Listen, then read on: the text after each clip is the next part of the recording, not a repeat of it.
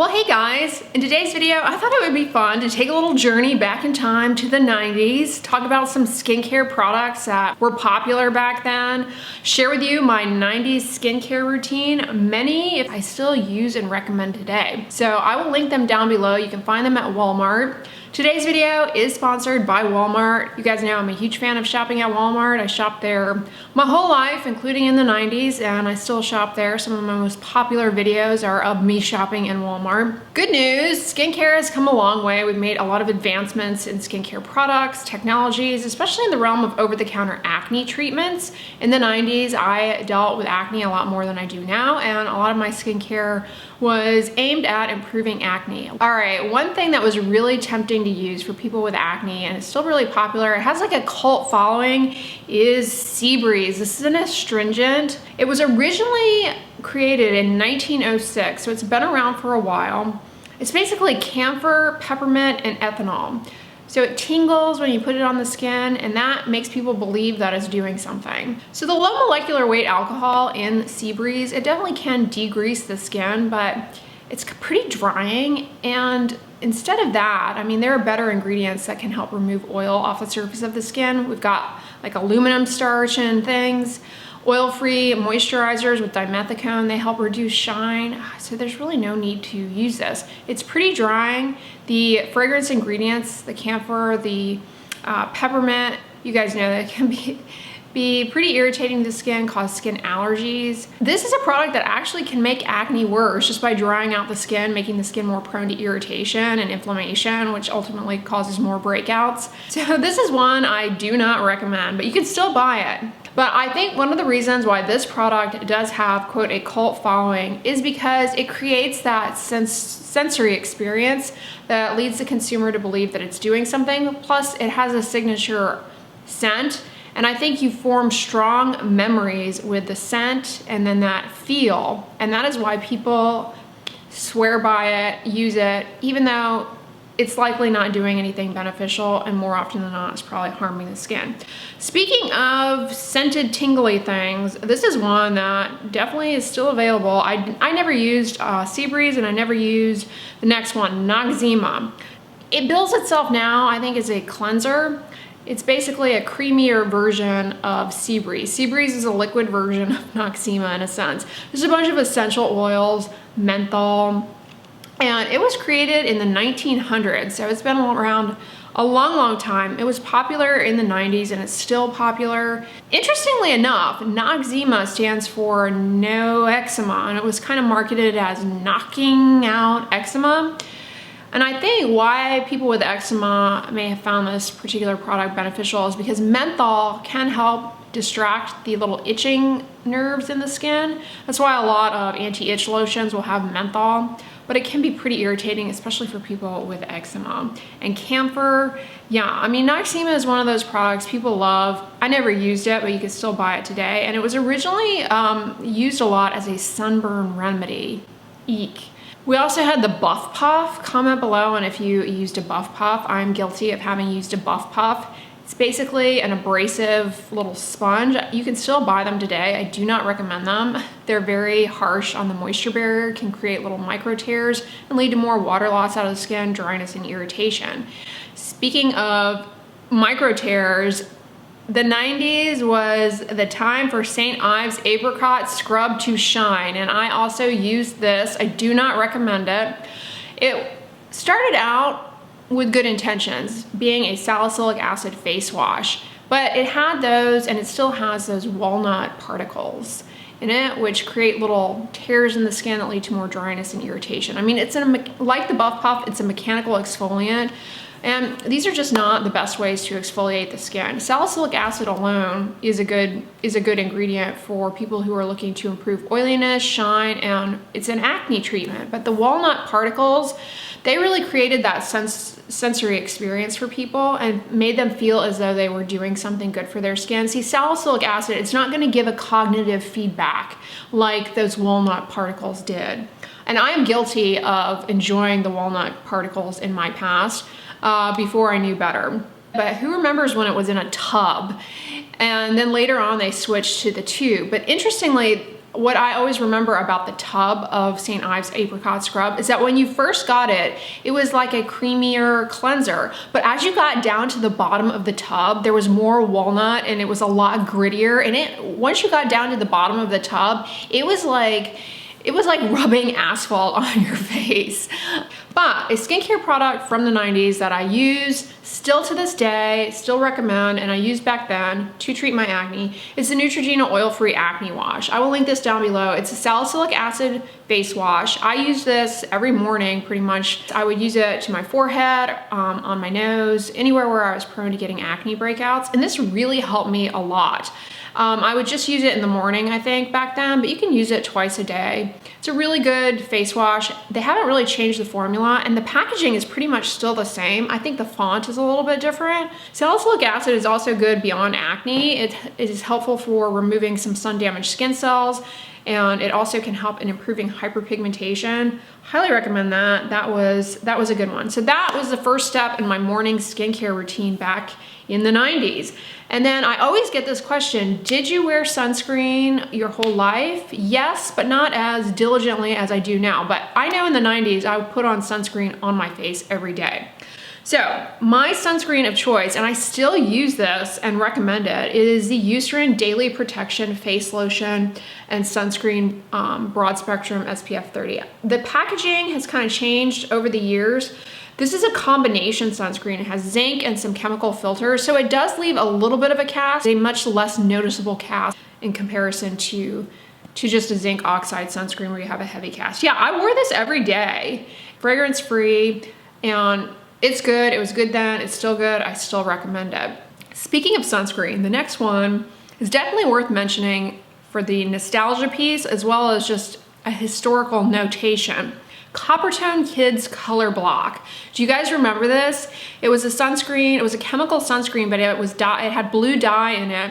And as you rubbed it in, it would become colorless and rub in sheer. But one of the things I want to point out to you guys, if you look at the bottle, it used to say 6-hour waterproof. Wow, you cannot make that claim anymore. The FDA really kind of changed a lot of how sunscreens were able to label their protection and what claims they could and could not make. And they did away with waterproof. Yeah, waterproof is a really misleading statement because it makes people believe that they can put the sunscreen on, get in the water, and it's not gonna come off, and they don't need to reapply it. And you guys know from my videos, reapplying sunscreen is essential. So they did away with you can't say waterproof. And 6 hours, wow. That was a bold claim. You cannot make that kind of statement. So rather than waterproof, the labeling is water resistant. It's a lot more clear in terms of the messaging. And you actually have to demonstrate that the product is water resistant by doing this kind of immersion in a whirlpool test. That is how they determine water resistant. And you can only be water resistant for 40 minutes or 80 minutes. In contrast to that though, I want to recommend a sunscreen that we now have from Coppertone for kids or for adults. It's the Coppertone Kids Tear-Free SPF 50. You'll see how the messaging has changed. Water resistant, 80 minutes. This is a combination sunscreen, so similar to the Eucerin Daily Protection. It's gonna leave a mild cast, but it is very good, and I highly recommend it for anybody to check out. It's very affordable, and you can use it on the face, on the body. I mean, it's marketed for children, but anyone can use it. You don't have to be a child. It's fragrance-free. It's not greasy. It does leave the skin looking kind of shiny, which often is the case, honestly, with water-resistant formulas. But yeah, that's a great one if you're gonna be outdoors for a prolonged period of time, especially if you're participating in outdoor activities, sports. All right, so that was my morning skincare routine back in the 90s. I didn't use lip SPF. I didn't know back then. I did use Vaseline on my lips back in the 90s. I didn't use sunscreen on my lips, regret that. But I do now. You guys know I use the Vanity Cream Lip SPF. I'll link that down below. But yeah, that was basically my morning skincare routine. And then y'all know I wear mascara. Back then, I used to use, this is a classic, the Maybelline Great Lash. And I love the color, the pink and the green of the packaging. Yeah, does anybody else really enjoy kind of nostalgic packaging? I do. So I recently repurchased this just to take a dance down memory lane, and it is still pretty good. This one is not waterproof. I got the shade Blackest Black, but I think they make this in a waterproof formula. And it was always a good mascara. I mean, it's been around for a long time, and it still does the job. All right, PM skincare routine. You guys, I wish I knew about double cleansing back then, but I did not. My facial cleanser of choice was the Cetaphil Daily Facial Cleanser, and I still use this. I actually just pulled this out of my shower, and this one does have fragrance. It has a signature fragrance. Getting back to what I was saying about that sensory experience, for me, I do have kind of a sensory experience with this cleanser. Something about the scent of it's got masking fragrance in it, actually. I don't know, it really just brings out a lot of memories for me, and I always enjoyed this cleanser.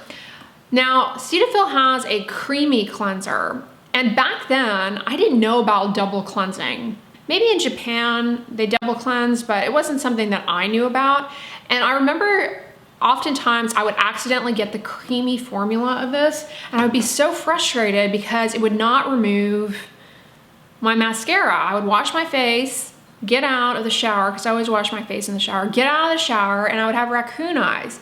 If I had known back then about double cleansing, I would have been doing that instead, because their creamy cleanser, while it doesn't remove makeup or water-resistant sunscreen very efficiently, it is a very gentle cleanser if you have sensitive skin. And at that time, I was intermittently using that awful St. Ives Buff Puff combo, which we won't talk about. And so I could have helped my cause out when I would develop dryness and irritation by using their gentler creamy cleanser. Anyways, I used to be frustrated with it, but I now, as you guys know, do a double cleanse, and a product that has been around since like the 1900s, actually probably even before that, is the Pond's Cold Cream. So you can use this actually to remove dirt, makeup, sunscreen, water-resistant sunscreen. Just smear it all over your face. You can use it around your eyes, around your eyelids, and wash it off with a gentle cleanser. If you wash your face at the sink, you may find that it's easier to just wipe it off with like a clean towel before washing your face, because it is a little thick. But in the shower, once you start washing your face with your gentle cleanser, it comes off, and it takes makeup off really well. It takes a mascara and water-resistant sunscreen off really well with minimal irritation. So yeah, I wish I had known about that back then. It existed, but double cleansing was just not something people commonly did. I used to use body wash a lot more than I do now. I only use body wash if I need to remove sunscreen from the body, like when I'm wearing a lot of shorts and whatnot. And I used to use this Tone body wash that had this like tropical scent to it. I think they have done away with that scent, but they have a variety of newer scents. I always enjoyed that. It wasn't drying. And then I also used Dove body wash because I have eczema, and I was always told that if you have eczema, you must use Dove. Now that I'm a dermatologist, I know that's not the case. There are a variety of other gentle, fragrance-free body washes that people with eczema can choose from, but I always use that. Then, stepping out of the shower, body moisturizing was key, and always has been. And I would use Vanicream moisturizing cream. You can still get it, and that was really a game changer for my eczema. I had eczema my whole life, and I would use a variety of different lotions and creams, and they never seemed to make a difference. But that one, because it's so thick, it really helped out a lot. So I use Vanicream moisturizing cream in the tub. You can still buy it. I still recommend it. But facial moisturizer I used, because I didn't use Vanicream on my face. I used separate facial moisturizer. I always used Olay, the pink bottle one, because honestly, you know, I like to rag on Olay because they're always coming out with, like, every time you turn around, there's like 10 new Olay moisturizers. But back then, it wasn't like that. And the Olay moisturizer in the pink packaging, I always enjoyed using them. But it does have fragrance. So I found instead, Olay Complete has this SPF 15 moisturizer. It's a combination sunscreen. It has zinc and octinoxate. It's not enough of an SPF for being outside or anything. It's SPF 15, and you guys know from my videos, most people don't put enough on to ever achieve that. but I've actually used this at night recently as a nighttime facial moisturizer. It leaves your skin really soft. It's amazing. So this is actually a very good product. I've recommended to you guys the Olay oil-free facial moisturizer SPF 30 before. This is a lower SPF, but it's overall a very good moisturizer, and I've been using it on my face at nighttime. I do get questions from time to time, can we use sunscreen at night as a moisturizer? You certainly can. I've talked about it. And this moisturizer, I mean, if you didn't know it had sunscreen in it, you wouldn't know, and you'd just be using it and thinking it was a moisturizer to use at night. So yeah, highly recommend this.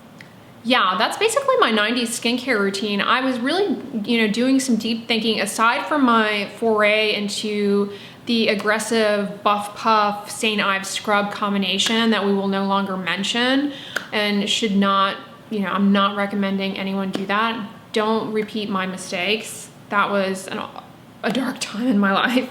Aside from that, I am actually pretty pleased with my 90s skincare routine. Looking back on it, before I had any skincare knowledge and before I became a dermatologist, I think I did a pretty good job back then of keeping it simple, not, going overboard. But honestly, we didn't really have a choice.